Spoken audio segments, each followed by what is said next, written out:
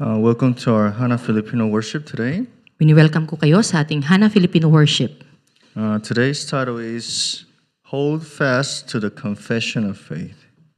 Ang pamagat sa hapong ito ay ang panghawakang mahigpit ang pananampalatayang ipinapahayag.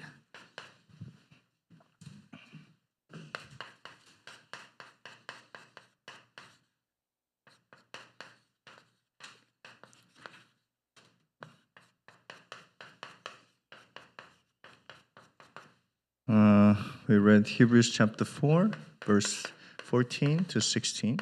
At binasa natin ang nasa mga Hebreo 4, 14 hanggang 16. What faith do we possess? Anong pananampalataya ang mayroon tayo?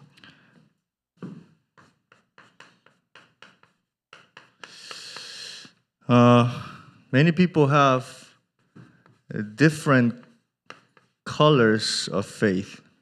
Maraming mga tao ay mayroong iba't ibang kulay ng pananampalataya. When I say colors, I mean is some people are based on legalism. Ang ibig sabihin ng kulay na sinasabi ko, ang iba ay nakabase sa legalismo. Others in mysticism.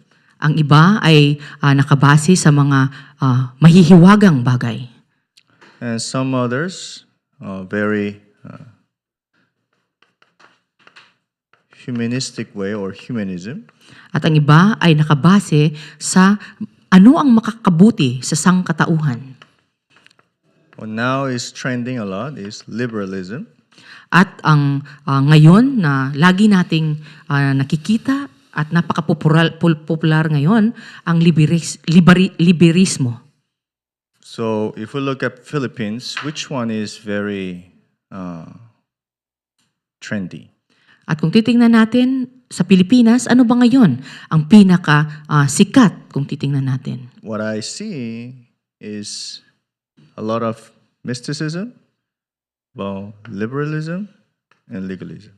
Ang nakikita ko, maraming nakabatay sa kung ano ang mga nakabatay sa milagro at legalismo at sa kung ano ang iniisip nila na sila ay malaya sa bagay na iyon. But today we need to come out from this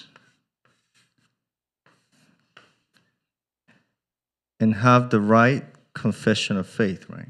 Ngunit ngayon dapat tayong makalabas sa loob ng mga kulay na ito at tunay nating ipahayag ang tamang pananampalataya. Today, we read that Jesus Christ is the great high priest. At ngayon ay binasa natin na si Jesus ang pinakadakilang pinunong pari. In other words, our faith must be only Christ. Ibig sabihin, ang ating pananampalataya ay dapat na kay Kristo lamang. That's why Jesus himself asked his disciples and the people in Matthew chapter 16, verse 13 to 15. Kaya si Jesus mismo, nagtanong siya sa kanyang mga disipulo na makikita sa Mateo 16, 13 hanggang 15. Should we look at it and read it? Tingnan natin at basahin natin. Matthew 16, 13 to 15. Nasa Mateo 16, 13 hanggang 15. Can you read it on Tagalog? Nang dumating si Jesus sa bayan ng Cesarea ng Filipos, tinanong niya ang kanyang mga alagad, ano ang sinasabi ng mga tao patungkol sa anak ng tao? At sumagot sila, ang sabi po ng ilan, kayo ay si Juan na tagapagbautismo, sabi po naman ng iba, kayo si Elias, at may nagsasabi pong kayo si Jeremias o isa sa mga propeta. Tinanong ulit sila ni Jesus, ngunit para sa inyo, sino ako? And at the end it said, but who do you say that I am? At sa huli, tinanong ni Jesus, ngunit para sa inyo, sino ako? What does that mean? Anong ibig sabihin nito? At the time of the Caesarea Philippi, there was religions mixed. Nung panahon na iyon sa Caesarea Philippi, ay nagkahalo-halo ang mga relihiyon. If you have time, you all use ChatGPT, right? Kung meron kayong oras, pwede niyong hanapin ito gamit ang ChatGPT. Search, what was Caesarea Philippi region meant at the time of Jesus? Pwede ninyong hanapin sa Google, sa ChatGPT kung ano ang kalagayan ng Cesarea ng Filipos sa panahon ni Jesus noon. Then you understand why Jesus asked that question there, not in Jerusalem. At maiintindihan ninyo kung bakit itinanong ni Jesus ang katanungang ito doon at hindi sa Jerusalem. So it's the same question for us today. At ito ay parehong tanong para sa atin ngayon. How many religions exist in this world right now? Gaano kadaming mga relihiyon ang meron ngayon ang mundo? And within religions, how many denominations are categorized? At sa bawat relihiyon na ito, ilang mga denominasyon ang nandoon? Not only denominations, how many beliefs do we have in this world? At hindi lamang mga denominasyon, kundi mga paniniwala. Gaano kadaming paniniwala ang meron tayo ngayon sa mundo? So many, right? Napakarami. Why is it so many? Bakit napakarami? Because it's not enough for men. Pagkat hindi ito sapat para sa tao. Christ is not enough for men. Si Kristo ay hindi sapat para sa tao. Someone told me, Pastor, but why you only preach only Christ? May nagtanong sa akin, Pastor, bakit si Kristo lamang ang tinuturo mo? And I kindly asked to that person, At tinanong ko rin ang taong iyan. then what should I preach? Kung ganun, ano ang dapat kong ituro? And he's like, well, there's a lot of good things you can learn about the Bible. Sinabi niya, na napakaraming magagandang bagay ang dapat mong maituro galing sa Biblia. And I asked him, what good things should I preach? At tinanong ko siya, anong magagandang bagay dapat ang aking ituturo? Well, how to behave, what happens if you can teach about that. Sinabi niya na kung paano dapat kumilos, ano ba dapat ang maganda dito, ganun ang sagot niya. And I said, but you can learn that from another book. Ngunit sinabi ko sa kanya, ang mga bagay na ito ay matututunan mo sa iba't ibang libro. And then he said, okay. At tinanggap niya. Probably he thought I'm crazy. Ngunit sa tingin ko ay iniisip niya na ako ay nababaliw. Why for humans, for us in self, why is it so hard to conclude like Peter confessed in Matthew 16:16? Bakit para sa atin, tayong mga tao, napakahirap para sa atin na maging konklusyon ang naging kumpisal ni Pedro sa Mateo 16:16. Why? Bakit? The answer comes in verse 17. Ang sagot ay mahahanap natin sa versikulo 17. Can you read verse 17 for us? Basahin natin. Sinabi sa kanya ni Jesus, mapalad ka, Simon na anak ni Jonas, sapagkat ang katotohanan ito'y hindi inihayag sa iyo ng sinumang tao, kundi ng aking Ama na nasa langit. Why is it so hard to conclude in only Christ? Bakit napakahirap na maging konklusyon si Kristo lamang? The gospel is not the beginning for that person. Pagkat ang gospel ay hindi ang simula para sa taong iyon. Who made Simon Bar Jonah confess this? Sino ang naging dahilan kung bakit naging kumpisal ni Pedro ito? It says, my Father who is in heaven. Sinasabi na ang aking Ama na nasa langit. It was not flesh, neither blood of yours. Hindi sa pamamagitan ng iyong katawan o ng iyong dugo. So today we praise Jesus is the Christ, right? Sa araw na to, kinanta natin ang si Jesus ang Kristo. If I tell you I heard this 30 years ago, and I sang this song, I think 1,000 times, and it's still new for me. Kung Sasabihin ko lamang sa inyo, ang kantang ito ay narinig ko na 30 taon na ang nakakaraan at nakanta ko na ito ng 1,000 mahigit na beses. Ngunit ang kantang ito ay para pa ring bago para sa akin. Believing in Christ. Ang- Believing that Jesus is the Christ. Ang It's not by paniniwala, my will. ang paniniwala kay Kristo, ang paniniwala na si Jesus ang Kristo ay hindi ayon sa aking kagustuhan. That's why you need to keep listening to the gospel.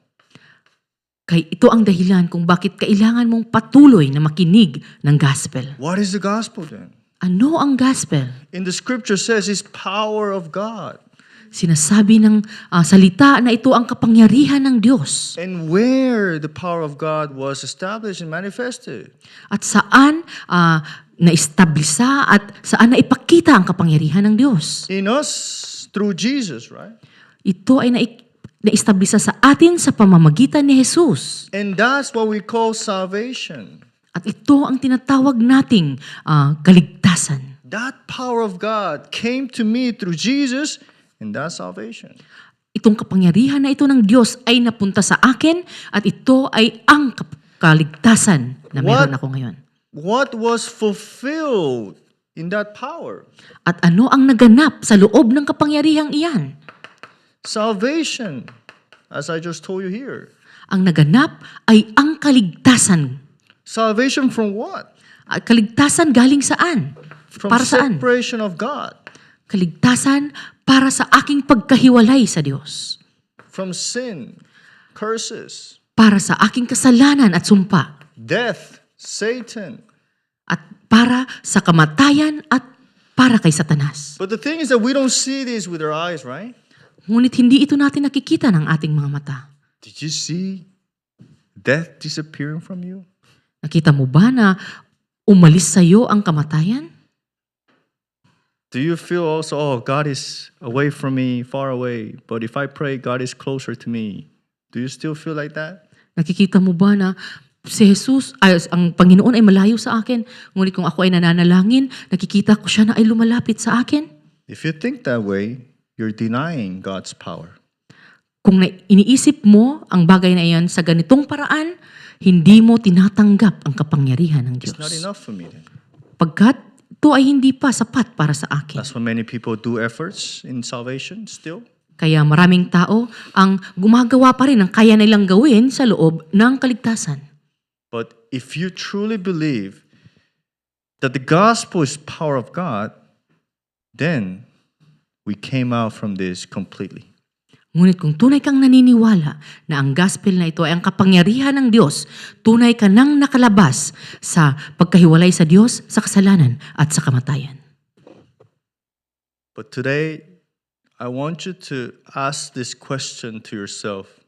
Ngunit sa araw na to, nais kong itanong mo sa iyong sarili, If I'm saved, why do I still have problems? kung ako ngayon ay ligtas na, bakit marami pa rin akong problema? Can you answer this personally?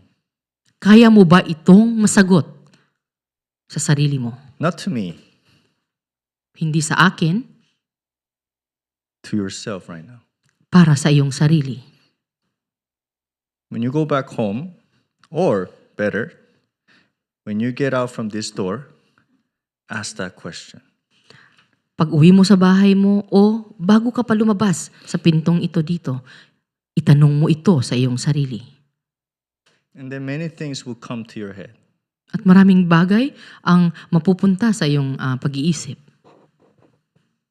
But look what Hebrews chapter 4, verse 15 says. Let's read it together. Ngunit tingnan natin ang nasa Hebreo 4:15. Basahin natin.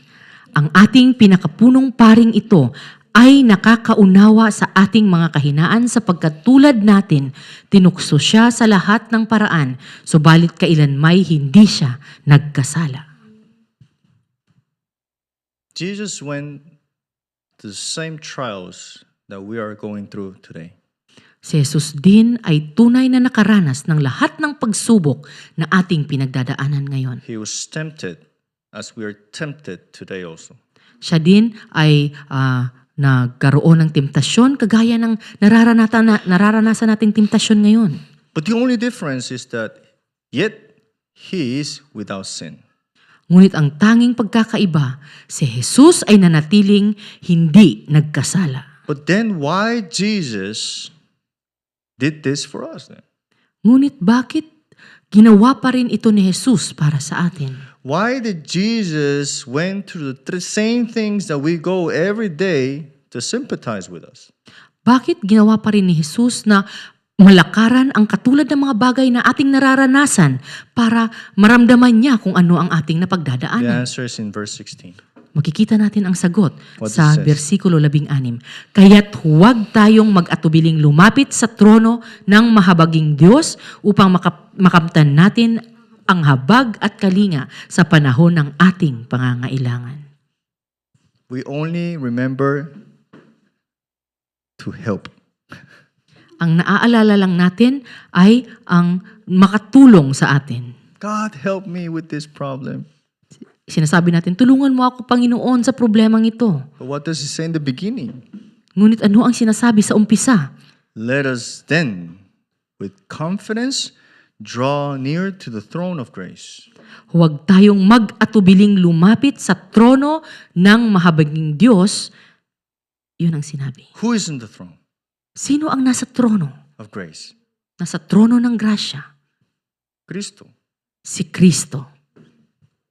That's why your problems is giving you another opportunity to have confidence towards what? And who? To that throne who Christ is seated. Kaya ang iyong problema ay nagbibigay sa iyo ng pagkakataon upang tunay na ikaw ay tumingin lamang kay Kristo. And then he says that we may receive mercy. At sinasabi na upang tayo ay tunay na makatanggap ng habag. Because we should pay our own problems on our things that we do wrong. Pagkat ang katotohanan, dapat tayo ang magbayad para sa mga kasalanan na ating nagawa. But then says, and find grace to help in time of need. Ngunit sinasabi na makamtan natin ang habag at kalinga sa panahon ng ating pangangailangan. That's why Christ did not just came to your life to just get rid of your problems. Kaya si Kristo ay hindi lamang dumating sa buhay mo para tapusin ang iyong problema. God allowed problems to your life so you can be confidently go through His throne. Ngunit hinahayaan ng Diyos ang mga problema para ikaw ay tunay na makapunta sa trono kung nasaan si This Kristo. is only possible if you are children of who? Of God. At ito ay posible lamang kung ikaw ay anak ng Diyos. Are you children of God? Ikaw ba ay anak ng Diyos? Then the scripture says, then you have all the authority to be His children. At sinasabi ng kasulatan ng salita na ikaw ay mayroong karapatan na maging anak ng Diyos. That's why instead of focusing on the problem, focus in Him. Kaya, imbis na ikaw ay tumutok sa problema, tunay na ikaw ay tumingin lamang kay Kristo. Pastor, how can I do this? Paano ko ito gagawin, Pastor? Should I do Cristo, Cristo, Cristo, Cristo, Cristo? Like that? Dapat ko bang gawin na Kristo, si Kristo lang? One time I met a senior deaconess. Isang araw, meron akong nakatagpong manggagawa ng simbahan. Her nickname was Chuyo and Cristo. Lord and Christ. Ang kanyang That's her nickname. ang kanyang palayaw ay ang Diyos at si Kristo. Going up the stairs, she says, Lord. Habang siya ay naglalakad, lagi niyang sinasabi, Panginoon. One day she was driving, she says, At habang nagmamaneho siya in winter, sa isang malamig na panahon and there was black ice. at may napaka malaking yelo. And then she was driving and then it slipped. The car started to, ski on the road. At napakadulas ng daan noon, kaya yung sasakyan niya ay biglang umikot-ikot. And she was screaming, what? At ano ang sinigaw niya? Cristo! Sinigaw niya, Kristo. That's why her nickname is that. Kaya ganun ang naging palayaw niya, si Should we Kristo. live like this? Dapat ba tayong mamuhay ng katulad nito? You can, right? Pwede. But it's not a summoning of something like in Catholicism. Ngunit ito ay hindi ang pagsasalita lamang, pagsusumon ng salita ng paulit-ulit katulad ng ginagawa ng If Katolisismo. I say 1,000 times Christ, then Christ answers. Pag sinabi ko ng 1,000 beses ang salitang Kristo, ay sasagot si Kristo. That's the wrong faith. Ito ay maling pananampalataya. Once I believed, I must enter in Him. Sa oras na ako ay manampalataya, tunay na ako ay papasok sa loob ni That's why Kristo. you need to have a new prayer with Him. Kaya ang dapat ay tunay kang magkaroon ng bagong panalangin na nasa loob ni Kristo. You need to help people know what is praying with the gospel. At dapat nating tulungan ang bawat tao kung ano ang panalangin na nasa gospel. Prayer is not solving problems. Ang pananalangin ay hindi upang magkaroon ng solusyon ng problema. Prayer is opening my eyes to see Him. Ang panalangin ay ang pagbubukas ng aking mga mata upang makita si Kristo. And if you see Him, problems can be there, but it doesn't affect you now. At kung nakikita mo si Kristo, nandyan ang problema, ngunit hindi na ito nakakaapekto sa akin. Have you ever experienced that? Ito ba ay naranasan mo na? If you experience that, then you should relay how. At kung ito ay naranasan mo na, ito ang dapat mong maibigay sa iba. That's why this week, remember that the high priest, the great high priest, Jesus, took all the things that you cannot do and finished it on the cross. Kaya sa linggong ito, dapat mong maintindihan na ang dakilang pinakapunong pari na si Jesus, kanya nang tinapos lahat, kanya nang kinuha lahat-lahat para sa iyo. If He did it all for you, then it's grace to go inside on who? In Him. At kung ito ay tunay na ginawa niya na para sa iyo, natanggap mo na ang grasya upang ikaw ay pumasok sa Kanya. I really bless your name, Jesus Christ, that you hold fast to the only confession that can save us and restore us in everything.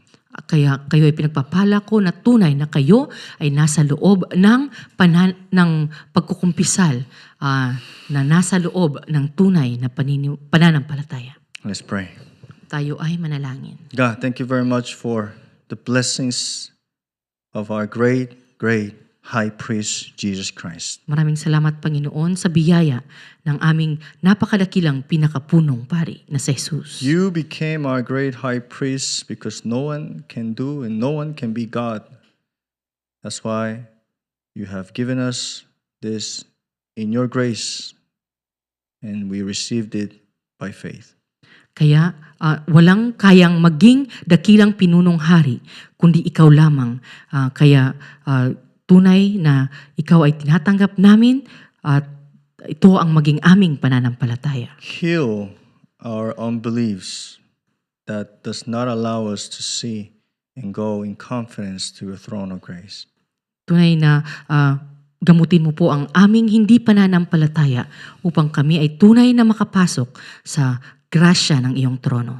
By the grace of our Lord Jesus Christ, who is the solution for all problems, by the unending love of Father God, by the indwelling, the guidance, and the filling of the Holy Spirit, be upon all of our Filipinos and all those who are holding on to the covenant, knowing that the great high priest is only Jesus Christ. Will be forever and ever with them. Amen. Kamsahamnida.